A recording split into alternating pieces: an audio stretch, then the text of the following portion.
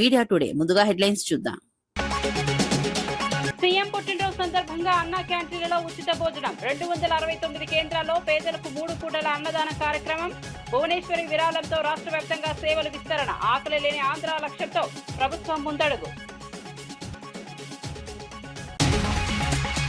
హరీష్ రావు పర్యటనలపై చామల కిరణ్ కీలక వ్యాఖ్యలు. బీఆర్ఎస్ లో అంతర్గత విభేదాలు పెరుగుతున్నాయన్న ఆరోపణ. జీవన్ చేరికపై నేతల్లో అసంతృప్తి ఉందన్న ఎంపీ. బీఆర్ఎస్ భవిష్యత్తుపై స్పష్టత లేదన్న చామల.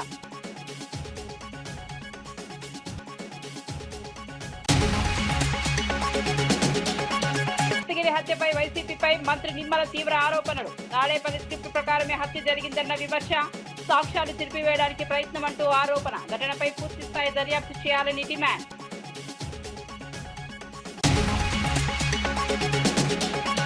సీతారామ ప్రాజెక్టుపై బీఆర్ఎస్ కు హక్కు లేదన్న తుమ్మల. 10 ఏళ్లలో ప్రాజెక్టు పూర్తి చేయలేదని ఘాటు విమర్శలు. 4,500 కోట్లతో పునరుద్ధరణ చేశామన్న మంత్రి వ్యాఖ్య.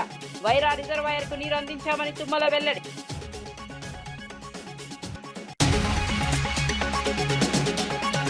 మంత్రి దామోదర్ రాజనరసింహకు ఘన సన్మానం. డిజిటల్ హెల్త్ కార్డులకు ఉద్యోగుల నుంచి స్వాగతం. రిటైర్డ్ ఉద్యోగులకు మెరుగైన వైద్య సౌకర్యాల హామీ. త్వరలో పూర్తి స్థాయి అమలు చేస్తామన్న మంత్రి.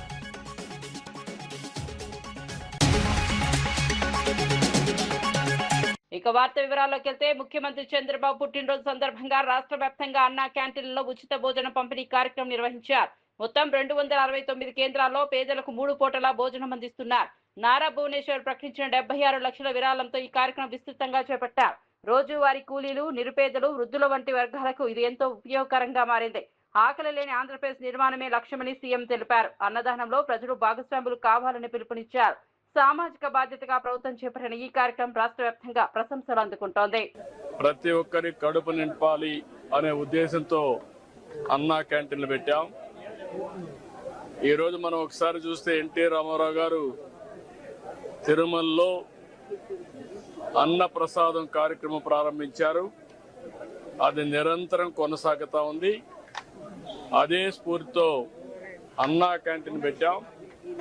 అన్నా క్యాంటీన్ కూడా ఒక పద్ధతి ప్రకారం ఉండాలని ఈరోజు ఇక్కడ అన్నా క్యాంటీన్ మీరు చూశారు. మామూలుగా ఏదో అన్నం పెట్టడం అంటే రోడ్డు మీద పెట్టడం, ఏదో దానం చేసినట్టు బిహేవ్ చేయడం కాకుండా పేదవాళ్ళు కూడా గౌరవప్రదంగా పౌష్టికాహారాన్ని, నాణ్యమైన ఆహారాన్ని పరిశుభ్రమైన వాతావరణంలో తినాలనే ఉద్దేశంతోనే ఈ కార్యక్రమానికి శ్రీకారం చుట్టాం. ఇది ఒక ఉదాహరణ. ఇక్కడ మీరు చూస్తే క్లీనినెస్ ఉంది, సెపరేట్ క్యాంపస్ ఉంది, కాంపౌండ్ వాల్ ఉంది. వచ్చిన వాళ్ళు ఎవరైనా సరే ఇక్కడ ఆ సమయంలో వస్తే మార్నింగ్ కానీ, మధ్యాహ్నం కానీ, రాత్రి కానీ 3 పూట్ల ఇక్కడ భోంచేసే పరిస్థితి వస్తుంది. 5 రూపాయలకే భోంచేస్తున్నారు. చాలామంది అనేక పనుల కోసం బయట వస్తారు. ఒక ఆటో డ్రైవర్ కావచ్చు, ఒక ముఠా కార్మికుడు కావచ్చు, లేకుంటే రోడ్లు క్లీన్ చేసే కార్మికులు కావచ్చు, లేకుంటే ప్రజలు కావచ్చు. ఇలాంటి వాళ్ళు చాలామంది ఉంటారు. ఎక్కడన్నా భోజనానికి పోవాలంటే 100 రూపాయలు మినిమం ఒక పూటకు డబ్బులు పే చేసే పరిస్థితి వస్తుంది. అక్కడ కూడా పౌష్టికాహారం దొరికే పరిస్థితి లేదు. ఇవన్నీ పరిష్కారం కోసం పెట్టాం. ఈరోజు ఇక్కడ ఏదైతే ఈ ఫౌండేషన్ ఉందో, మన అన్నా క్యాంటీన్ ఇస్కాన్ ఫౌండేషన్ చాలా మంచి వర్క్ చేస్తున్నారు. అది కూడా సెంట్రలైజ్డ్ కిచెన్ పెట్టి, అది కూడా చాలా పౌష్టికాహారం కానీ వెరైటీస్ కూడా పెంచి రుచికరమైన, నాణ్యమైన ఫుడ్ పెట్టే పరిస్థితికి వచ్చారు. సీతారామ ప్రాజెక్టుపై బీఆర్ఎస్ నేతలకు మాట్లాడే హక్కు లేదని మంత్రి తుమ్మల నాగేశ్వరరావు మండిపడ్డారు. 10 ఏళ్ల పాలనలో ప్రాజెక్టును పూర్తి చేయకుండా నిర్లక్ష్యం చేశారని ఆరోపించారు. మాజీ మంత్రి హరీష్ రావు అభివృద్ధి కంటే కమిషన్లపై దృష్టి పెట్టారని విమర్శించారు. కాంగ్రెస్ ప్రభుత్వం అధికారంలోకి వచ్చిన తర్వాతే 4,500 కోట్లతో ప్రాజెక్టును పునరుద్ధరించిందన్నారు. కేవలం 6 నెలల్లోనే గణనీయమైన పురోగతి సాధించామని తెలిపారు. వైరా రిజర్వాయర్ లో గోదావరి నీటిని నింపడం ద్వారా రైతులకు ప్రయోజనం కలిగించామని చెప్పారు. గత ప్రభుత్వ వైఫల్యాలను ప్రజలు గుర్తించాలన్నారు. ప్రాజెక్టును పూర్తి చేసి రైతులకు నీరు అందించడమే లక్ష్యమని స్పష్టం చేశారు. ఆ సీతారామాని రాజీవ్ సాగర్ యొక్క డిజైన్ తోటే బయ్యారం బ్యాలెన్స్ రిజర్వాయర్ చేయాలని చెప్పి రోళ్లపాడులో శంకుస్థాపన చేపించా. ఈ ప్రభుత్వ పార్టీలో చేరి డిజైన్ కూడా మార్చి బయ్యారాన్ని ఎత్తేసి జూలూరుపాడు మీదుగా సీతారామాని చేశారు. వాళ్ళకి కావాల్సిన కమిషన్లు వచ్చే పంపుల కోసం పైపుల కోసం 8,000 కోట్లు ఖర్చు పెట్టారు. ఎక్కడా ఒక ఎకరానికి నీళ్లు రాలేదు. ఇరిగేషన్ మంత్రిగా నీకు సత్తా లేకుండా, నీకు చెప్పే ధైర్యం లేక ఆ ప్రాజెక్టుని ముండమోపించింది నువ్వు. కనీసం ఆ లిఫ్ట్ ఇరిగేషన్లు అయితే జూలూరుపాడు దగ్గర టన్నెల కెనాలా అని 10 సంవత్సరాలు దాన్ని నిర్ణయం చేయకుండా 8,000 కోట్లను బూడిదలో పోసి అందుట్లో వచ్చినటువంటి కమిషన్లకే సంతృప్తి పడ్డటువంటి మీరు సీతారామాన్ గురించి మాట్లాడే హక్కు లేదని చెప్పి బీఆర్ఎస్ నాయకులకు విజ్ఞప్తి చేస్తున్నారు. మీ దోపిడీ విధానాన్ని కనిపెట్టినటువంటి తెలంగాణ ప్రజలు, మీ అవినీతిని గమనించినటువంటి తెలంగాణ ప్రజలు మీ అహంకారానికి సమాధానం చెప్పారు. బతికొండంగా బీఆర్ఎస్ అధికారంలోకి వచ్చే ప్రశ్న తెలంగాణ ప్రజలు ఒప్పుకోరు. మీరు చేసినటువంటి ఆర్థిక విధ్వంసం, వ్యవస్థల విధ్వంసం, కాళేశ్వరరావు అని పేరు తెచ్చుకుంటే కాళేశ్వరం ప్రారంభోత్సవానికే నీకు దిక్కులేదు. నువ్వు అక్కడ రాజకీయంగా బతకాలని చెప్పి ఎన్ని ఆవు కథలు చెప్పినా నిష్ప్రయోజనం కాళేశ్వరరావు. దక్షిణ కొరియా అధ్యక్షుడు లీ జే-మ్యూంగ్ ఢిల్లీ పర్యటనలో భాగంగా రాజ్ఘాట్ ను సందర్శించారు. మహాత్మా గాంధీ సమాధి వద్ద పుష్పగుచ్చం ఉంచి ఘనంగా నివాళులర్పించారు. గాంధీజీ అహింస, శాంతి సందేశాలను కొనియాడుతూ విజిటర్స్ బుక్ లో సంతకం చేశారు. భారత్ దక్షిణ కొరియా సంబంధాలను బలోపేతం చేయడంలో ఈ పర్యటన కీలకమైంది. భారత రాష్ట్రపతి ప్రధానమంత్రితో భేటీ అయ్యి పలు అంశాలపై చర్చలు జరగనున్నాయి. ఆర్థిక, రక్షణ, సాంకేతిక రంగాల్లో సహకారం పెంపుపై దృష్టి సారించనున్నారు. ఈ పర్యటనకు దౌత్యపరంగా ప్రాధాన్యం పెరిగింది. ఇరు దేశాల మధ్య భాగస్వామ్యం మరింత బలపడే అవకాశం ఉంది.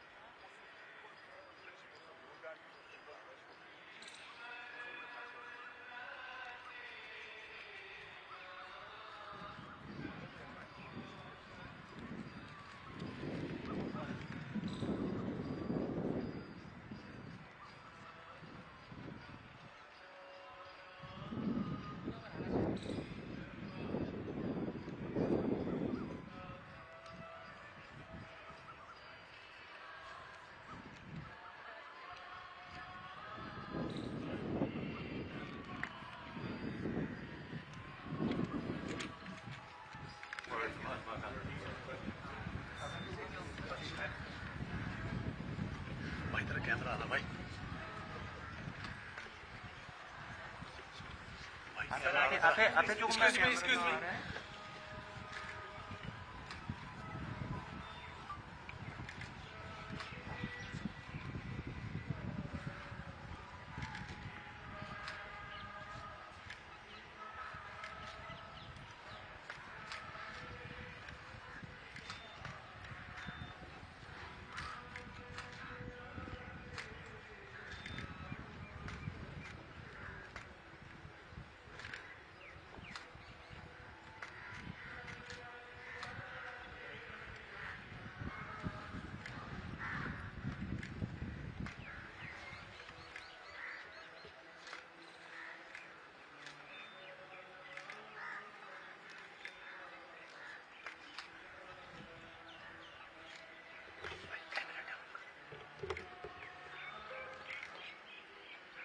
వేమిరెడ్డి ప్రభాకర్ రెడ్డి ఆధ్వర్యంలో బీపీఆర్ నేత్ర సేవలను ప్రారంభించారు. పేదల కళ్లల్లో వెలుగు నింపాలనే లక్ష్యంతో ఈ కార్యక్రమాన్ని చేపట్టినట్లు తెలిపారు. ఉదయగిరి నియోజకవర్గంలో ప్రారంభించిన ఈ సేవలు మంచి స్పందన పొందడంతో కోవూరులో మరో బస్సును ఏర్పాటు చేశారు. లక్ష్మీపురంలో ఎమ్మెల్యే ప్రశాంత్ రెడ్డితో కలిసి సేవలను ప్రారంభించారు. ఇప్పటి వరకు 50,000 మందికి పైగా కంటి పరీక్షలు నిర్వహించి కళ్లద్దాలు అందించారు. గ్రామీణ ప్రాంతాల్లో కంటి వైద్య సేవలు అందించడం ప్రధాన లక్ష్యమన్నారు. మత్స్యకార గ్రామాల అభివృద్ధికి కట్టుబడి ఉన్నామని తెలిపారు. ప్రజలు ఈ సేవలను వినియోగించుకోవాలని కోరారు.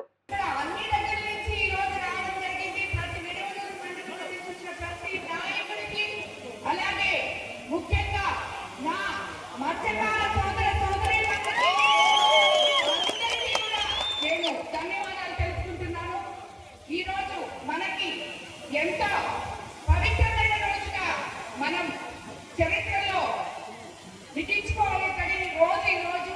మీకందరికీ తెలుసు, మన ముఖ్యమంత్రి ప్రియతమ చంద్రబాబు నాయుడు గారు పేద ప్రజల మనిషి అని చెప్పి ఆయన ఎప్పుడో నిరూపి ఒకవైపు సంక్షేమం, ఇంకోవైపు అభివృద్ధి. అస్తవ్యస్తంగా ఉన్న రాష్ట్ర ఆర్థిక పరిస్థితిని సరిదిద్దుకుంటూ బీపీఆర్ ఫౌండేషన్ అంటే ఎంపీ వేమిరెడ్డి ప్రభాకర్ రెడ్డి గారి ఫౌండేషన్ తరఫున ఈ రోజు మన కోవూరు కాన్స్టిట్యున్సీకి బీపీఆర్ నేత్ర అనే ఒక బస్సు రామతీర్థం నుంచి అలవాయితీగా మనం ఏ పని మొదలు పెట్టినా ఇక్కడి నుంచే రామచంద్రాపురం నుంచే మొదలు పెడతాం. రెండు రామతీర్థం, రామచంద్రపురం, విరవూరు మండలం ఈశాన్య భాగం అక్కడి నుంచే మనం మొదలు పెడతాం. అలాగే ఈ రోజు మన ముఖ్యమంత్రి చంద్రబాబు నాయుడు గారు జన్మదిన సందర్భంగా మన ఎంపీ గారు వేమిరెడ్డి ప్రభాకర్ రెడ్డి గారు కోవూరులో ఈ బీపీఆర్ నేత్ర ఇక్కడి నుంచి ప్రారంభించడం జరుగుతుంది. ఈ బస్సు యొక్క ఇదేంటంటే మీకు అందరికీ తెలుసు, ఈ రోజుల్లో చాలా మందికి కంటి చూపు సరిగా లేదు. వాళ్ళందరికీ ఇక్కడికి ఇప్పుడు ఈ బస్సు ఇక్కడే ఉంటుంది, కొన్ని రోజులు వీడే ఉంటుంది. మీకు ఈ ఊర్లో ఉన్న గ్రామ ప్రజలందరూ వచ్చి కళ్ళు టెస్ట్ చేసుకొని అప్పటికప్పుడే వాళ్ళు సైట్ చూసుకొని దాని తర్వాత అక్కడికక్కడే వాళ్ళకి కళ్ళు అద్దాలు కూడా ఇస్తారు. అలాగే ఇంకేమైనా కొంచెం ఎక్కువ ఇది ఉంటే వాళ్ళకి డాక్టర్ గారు మెసేజ్ ఇచ్చి మీరు పలానా దగ్గర చూపించుకోమని కూడా చెప్తారు. కాబట్టి ప్రతి ఒక్కళ్ళు కూడా నిదానంగా వచ్చి ఇక్కడ కూర్చొని ఈ బస్సును ఉపయోగించుకోవాలని చెప్పి మీకు అందరికీ నేను చెప్తున్నాను. మన ఎంపీ గారు ఈ బస్సుని మొత్తం ఉదయగిరిలో మొదలు పెట్టారు. ఒక బస్సుని అది ఇప్పటికీ జరుగుతుంది. 7 నెలలైంది మొదలుపెట్టి 50,000 మంది వరకు చూపించుకొని అందులో ఎవరికి అవసరమో వాళ్ళ అద్దాలు తీసుకోవడం జరిగింది.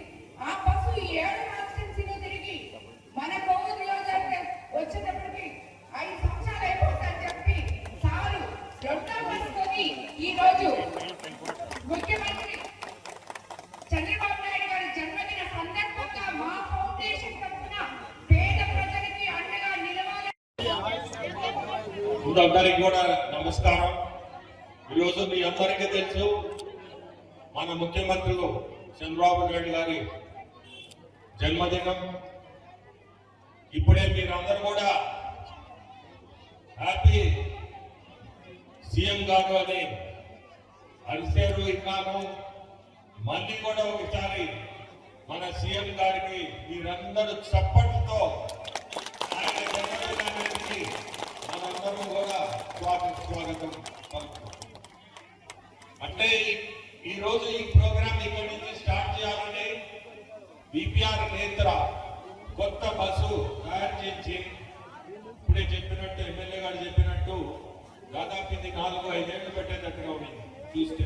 ఇప్పటికి 8 మండలాల్లో 7 మండలాలు కవర్ అయింది, 7 నెలలు పట్టింది. సో ఆ లెక్క ప్రకారం చూస్తే కాన్స్టిట్యున్సీ అంతా, పార్లమెంట్ కాన్స్టిట్యున్సీ అంతా దాదాపు 3-4 సంవత్సరాలు పట్టేటట్టుగా ఉందని.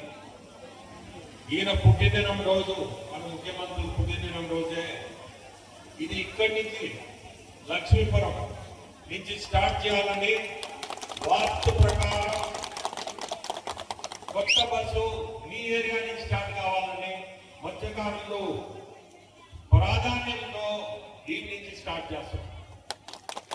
ప్రతి ఒక్కరికి కూడా చెప్పేది, మీరందరూ కూడా ఓపికగా కూర్చొని చూపించుకోండి.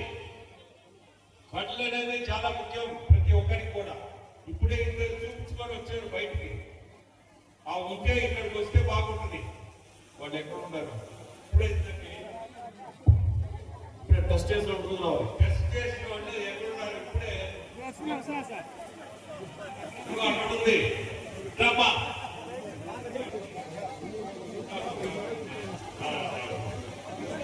కడపలో జరిగిన దస్తగిరి హత్యపై మంత్రి నిమ్మల రామనాయుడు తీవ్ర ఆరోపణలు చేశారు. ఈ ఘటన తాడేపల్లి ప్యాలెస్ స్క్రిప్ట్ ప్రకారమే జరిగిందని పేర్కొన్నారు. రియల్ ఎస్టేట్ సెటిల్మెంట్ల కోసం సొంత పార్టీ కార్యకర్తను హతమార్చారని విమర్శించారు. అధికారం కోల్పోయిన జగన్ తన నేరపూరిత రాజకీయాలను మార్చలేదని అన్నారు. సాక్ష్యాలను రూపమాపే ప్రయత్నాల్లో కూడా పాల్పడుతున్నారని ఆరోపించారు. ప్రజాస్వామ్య విలువలను దెబ్బతీసే చర్యలు జరుగుతున్నాయని మండిపడ్డారు. బాధితులకు న్యాయం చేయాలని డిమాండ్ చేశారు. అడ్డుగా ఉన్నాడనేటువంటి ఉద్దేశంతో మరి వైఎస్ఆర్సీపీ కార్యకర్త వైఎస్ఆర్సీపీ పార్టీని అధికారంలోకి ఆ రోజు 2019లో కానీ మరి మొన్న 2024లో కానీ పార్టీ కోసం అహర్నిశలు పనిచేసినటువంటి వైఎస్ఆర్సీపీ పార్టీ కార్యకర్త అనేటువంటి విషయం కూడా ఆలోచన చేయకుండా మరి ఆ కార్యకర్తను సైతం నిర్దాక్షిణ్యంగా పెద్ద దస్తగిరిని ఏ రకంగా అయితే హత్య చేసి మరి హత్య చేసిన తర్వాత ఆ హత్యలో పాల్గొనేటువంటి వాళ్ళు మళ్ళీ డైరెక్ట్గా ఆ యొక్క నిత్యానంద రెడ్డిని జగన్మోహన్ రెడ్డి అత్యంత సన్నిహితుడిని కలిశారని అంటే ఈ రకంగా హత్య రాజకీయాలకు వైఎస్ఆర్సీపీ పార్టీ ఏ రకంగా పేటెంట్ హక్కు తీసుకుంటుంది ఈ రాష్ట్రంలో మనందరికీ అర్థమవుతున్నటువంటి పరిస్థితి. ఆ రోజు వివేకానంద రెడ్డి గొడ్డలి పోటు దగ్గర నుంచి ఈ రోజు వరకు మరి ఏ రకంగా హత్య రాజకీయాలకు పాల్పడుతుందో మనందరికీ కూడా అర్థమవుతున్నటువంటి పరిస్థితి. ఎందుకంటే ఇంకా దురదృష్టం ఏంటంటే ఆ రోజు సొంత బాబాయ్ వివేకానంద రెడ్డిని గొడ్డలి పోటుగా ఏ రకంగా అయితే హత్య చేసి తర్వాత అక్కడున్నటువంటి సాక్ష్యాలన్నింటినీ కూడా ఏ రకంగా రూపుమాపడానికి ప్రయత్నం చేశారో మళ్ళీ అదేవిధంగా పెద్ద దస్తగిరి హత్య తర్వాత కూడా ఆ సాక్ష్యాలన్నింటినీ కూడా రూపుమాపేటువంటి విధంగా వైఎస్ఆర్సీపీ పార్టీ పనిచేసేటువంటి విధానం అని అంటే ఇది తాడేపల్లి ఆదేశాల ప్రకారమే ఇటువంటి హత్యా ప్రయత్నాలు జరుగుతున్నాయనే విషయాన్ని కూడా మరి స్పష్టంగా అందరికీ అర్థమవుతున్నటువంటి పరిస్థితి. గొడ్డలి పార్టీ ఎంతకైనా దిగజారుతుందనే దానికి కూడా ఇదే ఒక ఉదాహరణ అనే విషయం. అంతకు మించి వైఎస్ఆర్సీపీ పార్టీ అధ్యక్షుడు ఆయన యొక్క క్రిమినల్ మైండ్ ఆయన రాజకీయాలకు కూడా అర్థమవుతున్నటువంటి పరిస్థితి అని చెప్పి కూడా సందర్భంగా తెలియజేస్తూ ఉన్నా. ఎందుకంటే సొంత పార్టీ కార్యకర్త హత్యకు గురవుతే మరి వాళ్ళ పత్రిక ఉంది, ఒక కరపత్రిక, వాళ్ళ పత్రిక ఉంది, ఒక అవినీతి పత్రిక. కనీసం కార్యకర్తని పెద్ద దస్తగిరిని ఎక్కడ కూడా ఉదహరించలేకపోయింది అని అంటే ఏ రకంగా అంటే పాము గుడ్లను పెట్టి తన గుడ్లు తానే పాము ఏ రకంగా అయితే మింగేస్తుందో అదే రకంగా జగన్మోహన్ రెడ్డి వైఎస్ఆర్సీపీ పార్టీ తన రాజకీయాలకు కానీ తన ధనదాహానికి కానీ తన డబ్బుకు కానీ ఎవరు అడ్డొచ్చినా కూడా ఆ రకంగానే మరి మింగేస్తారనేటువంటిది కూడా పెద్ద దస్తగిరి విషయంలో మనందరికీ కూడా అర్థమవుతుందనే విషయాన్ని కూడా ఈ సందర్భంగా మరి మరొక్కసారి మీ ద్వారా కూడా తెలియజేసుకుంటూ ఉన్నా. ఎందుకంటే పెద్ద దస్తగిరి ఈ రకంగా ఒక వైసీపీ నేత అనుచరగణంతో హత్య గావించబడితే కనీసం కార్యకర్త చనిపోయాడనేటువంటి బాధ ఆవేదన కూడా ఆ పార్టీలో లేదు అని అంటే ఎందుకు ఈ మాట చెప్తూ ఉన్నానంటే జగన్మోహన్ రెడ్డి ఆయన యొక్క క్రిమినల్ మైండ్. ఎందుకంటే మొన్న కూడా మనం చూసాం జగన్మోహన్ రెడ్డి పరామర్శ యాత్ర పేరు చెప్పి పెద్ద ఎత్తున ఊరేగింపుతో ఆ రోజు వెళ్తూ ఉన్నప్పుడు జగన్మోహన్ రెడ్డి కారు కింద మరి తన సొంత పార్టీ కార్యకర్త చక్రాల కింద పడి నలిగి చనిపోతే కనీసం ఎందుకు చెప్తున్నానంటే ఈరోజు మనం ఎక్కడైనా రోడ్డు మీద పోతూ ఉంటే యాక్సిడెంట్ కనుక మనం చూస్తే వాళ్ళు ఎవరో మనకు తెలియకపోయినా సరే కారు ఆపి ఆ యాక్సిడెంట్ అయినటువంటి వాళ్ళ యొక్క వివరాలు తెలుసుకుని హాస్పిటల్కి ఫోన్ చేసి అక్కడ బెడ్ అరేంజ్ చేసుకుని అవసరమైతే మనకు ఎవరైనా పిఏ కానీ వీళ్ళు కానీ అనుకుంటే వాళ్ళని ఇచ్చి పంపించి వాళ్ళకి వైద్యాన్ని అందజేస్తాం. ముక్కు ముఖం తెలియని వ్యక్తి రోడ్డు మీద యాక్సిడెంట్కి గురవుతాయి. ఆ రకంగా మానవత్వం చాటుకుంటాం. కానీ జగన్మోహన్ రెడ్డి తన కాన్వాయ్లో ఊరేగింపులో ఆ యొక్క వైఎస్ఆర్సీపీ కార్యకర్త చక్రాల కింద పడి చనిపోతే 2 చేతులు 2 కాళ్ళు పట్టుకుని పక్కన పొదల్లోకి పడేసిపోయి. హరీష్ రావు ఢిల్లీ పర్యటనపై మంత్రి అడ్లూరి లక్ష్మణ్ తీవ్ర వ్యాఖ్యలు చేశారు. ఈ పర్యటన వెనుక ఉన్న అసలు ఉద్దేశాన్ని కేటీఆర్ వెల్లడించాలని డిమాండ్ చేశారు. బీఆర్ఎస్ పార్టీలో వర్గపోరు మొదలైందని ఆరోపించారు. ఢిల్లీలో హరీష్ రావు ఏ నేతలను కలుస్తున్నారో ప్రజలకు తెలియాల్సిన అవసరం ఉందన్నారు. పార్టీ అంతర్గత పరిస్థితులు గందరగోళంగా మారుతున్నాయని పేర్కొన్నారు. రాజకీయ పరిణామాల్లో ఈ పర్యటన ప్రాధాన్యం సంతరించుకుందని చెప్పారు. బీఆర్ఎస్ భవిష్యత్తుపై అనుమానాలు వ్యక్తమవుతున్నాయని వ్యాఖ్యానించారు. ఫామ్ హౌస్ నుంచి బయటకు వస్తాడు, గాలి మూట వేసుకుని అలా జగిత్యాలకు వస్తారట. కానీ ఈ సందర్భంలో బట తన్నీర్ హరీష్ రావు ఢిల్లీ పోవడం జరిగింది. ఢిల్లీ ఎందుకు పోయింది ఆయన? పార్టీలో ముసలం మొదలైంది, పార్టీలో వర్గపోరు అనేది ఇప్పుడు బయటపడ్డది. ఆల్రెడీ కవిత మీ యొక్క సోదరిమణి, మీ కుటుంబ సభ్యురాలు కేటీఆర్ గారు, ఆమె మొదటి నుంచి చెప్తూనే ఉన్నది. ఇవాళ ఆమె దూరమైంది. హరీష్ రావు ఇవాళ ఢిల్లీకి పోయిండు. నీ పార్టీలో వర్గపోరు మొదలైంది. ఇవాళ జీవన్ రెడ్డికి చేరికని ఒక దిక్కు అంటావు, ఒక దిక్కేమో బీఆర్ఎస్ పార్టీ గ్రామాల కార్యకర్తలను మీరు అక్రమంగా సంపాదించే డబ్బుతో జన సమీకరణ చేస్తారు. జగిత్యాల్లో మొత్తం గులాబీ జెండాలతో నింపేస్తారు. నింపుకోండి, బహిరంగ సభ చేసుకోండి. కానీ బీఆర్ఎస్ పార్టీ బహిరంగ సభని ప్రకటించుకొని మాట్లాడితే బాగుంటుంది. తన్నీర్ హరీష్ రావు గారు ఢిల్లీ ఎందుకు వెళ్ళిన విషయం యావత్ తెలంగాణ ప్రజానికానికి బహిరంగ సభలు చెప్పాలి కేటీఆర్ గారు. ఈ విధంగా వర్గ పోరాలు చేసుకుంటా కాంగ్రెస్ పార్టీ గౌరవ ముఖ్యమంత్రి రేవంత్ రెడ్డి పార్టీని ఏ విధంగా నిర్వీర్యం చేయాలి, ఏ విధంగా సీనియర్ నాయకుడు జీవన్ రెడ్డిని మా కాంగ్రెస్ పార్టీలో తీసుకుని ఆయన భుజం మీద తుపాకి పెట్టి అందరినీ మొత్తం కాంగ్రెస్ పార్టీని ప్రభుత్వాన్ని తిట్టాలి, ముఖ్యమంత్రి గారు తిట్టాలి, ప్రభుత్వాన్ని రికార్డులు పెట్టే దురాలోచనతో చేస్తే మీ పార్టీ ఈరోజు 2 వర్గాలుగా వీరిపోయే ప్రమాదాన్ని పొంచి ఉన్నది. దానికి తెలంగాణ ప్రజలకు జవాబు చెప్పాలి కేటీఆర్ గారు, మాజీ ముఖ్యమంత్రి కేసీఆర్ గారు, టీఆర్ఎస్ పార్టీ అని చెప్పి ఈ సందర్భంగా డిమాండ్ చేస్తూ, ఎప్పుడు కూడా మీ కుటిలమైన మనస్తత్వం 2 సంవత్సరాల లోపట్నే కాంగ్రెస్ పార్టీ ప్రభుత్వం మీద రేవంత్ రెడ్డి గారి మీద గంత అక్కసు ఎందుకు, గంత కుట్రెందుకు, గంత కుతంత్రాలు ఎందుకు? ఇవాళ ప్రజలు అన్ని గమనిస్తారు. హరీష్ రావు ఢిల్లీ పర్యటనపై కాంగ్రెస్ ఎంపీ చామల కిరణ్ కుమార్ రెడ్డి కీలక వ్యాఖ్యలు చేశారు. బీఆర్ఎస్ పార్టీలో అంతర్గత విభేదాలు పెరుగుతున్నాయని అన్నారు. జీవన్ రెడ్డి చేరికపై పార్టీ నేతల అసంతృప్తి ఉందని పేర్కొన్నారు. కేటీఆర్ జీవన్ రెడ్డి ఇంటికి వెళ్లినప్పుడు హరీష్ రావు వెళ్లకపోవడం గమనించాల్సిన అంశమన్నారు. కేసీఆర్ బయటకు వస్తున్న సమయంలో హరీష్ రావు ఢిల్లీ వెళ్లడం అనుమానాస్పదమన్నారు. ఆయన ఎవరు కలిశారో త్వరలో బయటపడుతుందని తెలిపారు. బీఆర్ఎస్ భవిష్యత్తుపై స్పష్టత లేదని వ్యాఖ్యానించారు. ప్రజలు ఈ పరిణామాలను గమనిస్తున్నారని చెప్పారు. ఉన్నట్టుగా క్లియర్ గా కనపడుతుంది. ఎందుకంటే హరీష్ రావు గారు సీనియర్ నాయకుడిగా ప్రాంతంలో ఉండి హరీష్ రావు ఏ రోజు కూడా జీవన్ రెడ్డి గారిని పార్టీలోకి ఆహ్వానించడానికి కానీ ప్రయత్నాలు కానీ చేసినట్టు కనపడలేదు. రెండోది, కేటీఆర్ గారు జగిత్యాల పోయినప్పుడు మొదటిసారి జీవన్ రెడ్డి గారిని విదేశాల నుంచి వచ్చి హరీష్ రావు గారి ఇంటికి వెళ్ళి బతిలాడి తీసుకుపోయిన, ఎందుకంటే చూడటానికి బాగుండదని, ఎవరైనా హరీష్ రావు రాకుండా ఓన్లీ కేటీఆర్ వస్తాడని. నెక్స్ట్ డే ఎప్పుడైతే కేసీఆర్ ఫామ్ హౌస్కి తీసుకుపోయారో జీవన్ రెడ్డి గారిని, హరీష్ రావు గారు పోకపోవడంలో కూడా మనకు క్లియర్గా కనపడుతుంది ఆంతర్యం. ఇక పోతే ఆల్రెడీ ఆ పార్టీల కవిత పార్టీతో సరిపోక కొత్త పార్టీ పెట్టి బయటకు వచ్చింది. ఇప్పుడు హరీష్ రావు గారు ఈరోజు పొద్దున్నే, ఎందుకంటే కేసీఆర్ గారు సంవత్సరం రోజుల తర్వాత మొట్టమొదటిసారిగా ఒక బహిరంగ సభకు జగిత్యాలకు వచ్చింది కూతురు ఈరోజు. దానికి హరీష్ రావు గారు అటెండ్ కాకుండా ఢిల్లీ ప్రయాణం చేయండి.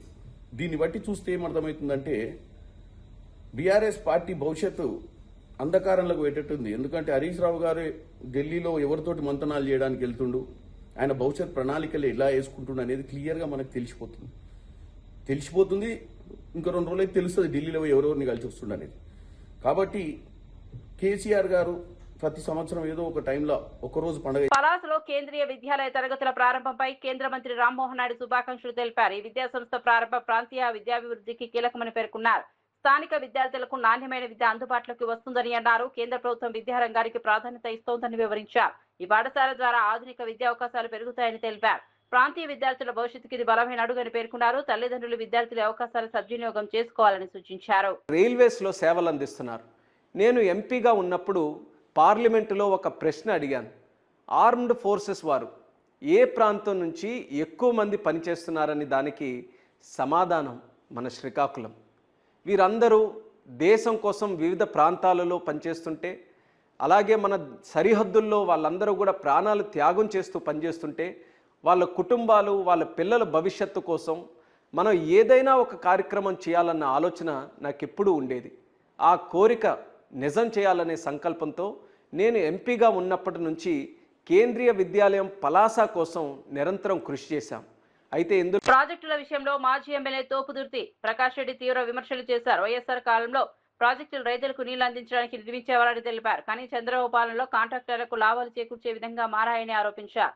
హంద్రీనీవా ప్రాజెక్టును కూడా సరిగా వినియోగించలేదని విమర్శించారు. రాష్ట్రానికి నష్టం జరిగే విధంగా నిర్ణయాలు తీసుకున్నారని అన్నారు. ప్రాజెక్టుల ద్వారా రైతులకు లాభం లేకపోవడం బాధాకరమన్నారు. ప్రజలు నిజాన్ని గుర్తించాలన్నారు. వ్యవసాయ రంగంపై ప్రభావం పడిందని పేర్కొన్నారు.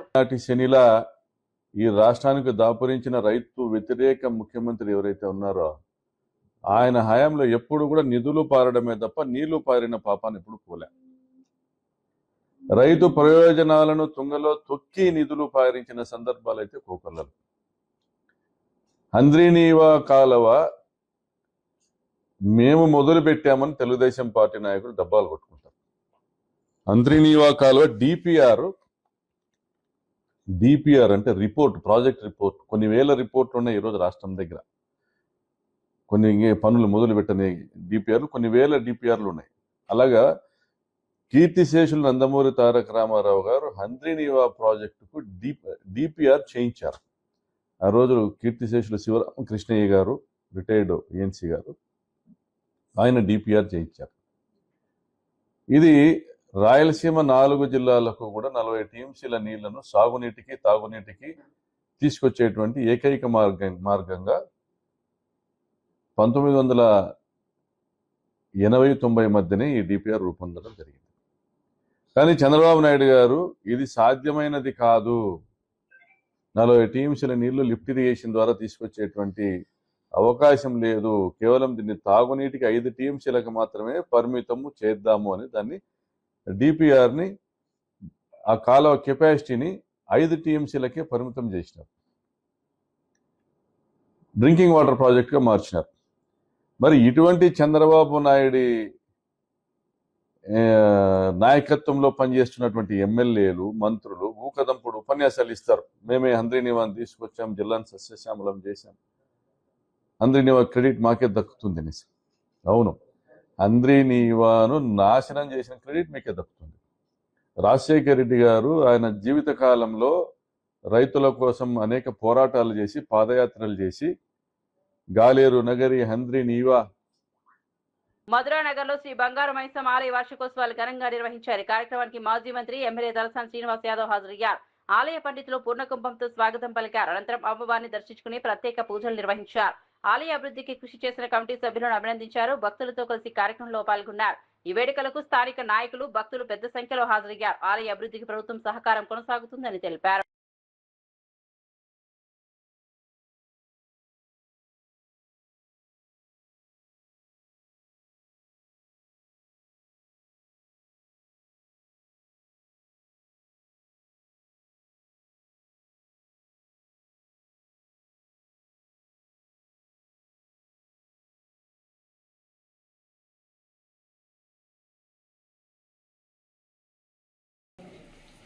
या देवी सर्वभूतेषु विष्णुमायुधशब्ददा नमस्तस्यै नमस्तस्यै नमस्तस्यै नमो नमः। या देवी सर्वभूतेषु वेदनात्यावधीयते नमः पूर्वोक्त एवं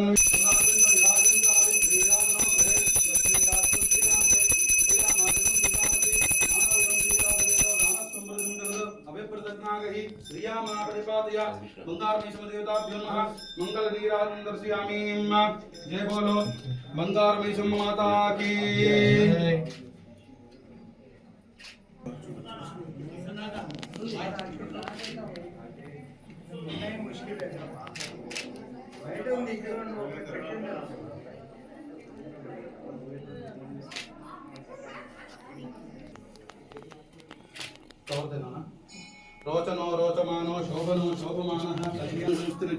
తెలంగాణ రిటైర్డ్ ప్రభుత్వ ఉద్యోగుల సంఘం ఆధ్వర్యంలో మంత్రి దామోదర్ రాజనరసింహకు ఘన సన్మానం నిర్వహించారు. సంగారెడ్డి జిల్లా జోగిపేటలో జరిగిన ఈ కార్యక్రమంలో ఉద్యోగులు పెద్ద ఎత్తున పాల్గొన్నారు.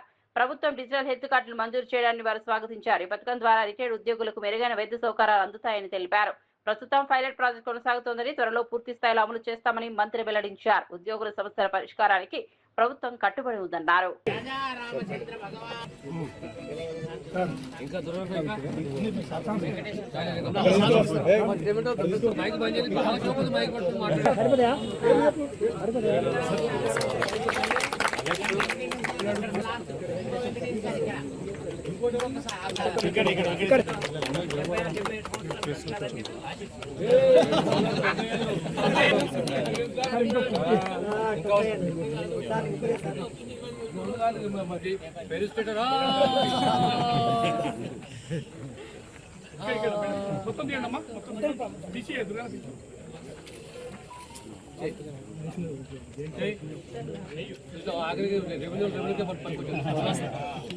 మరిన్ని అప్డేట్స్ కోసం చూస్తూనే ఉండండి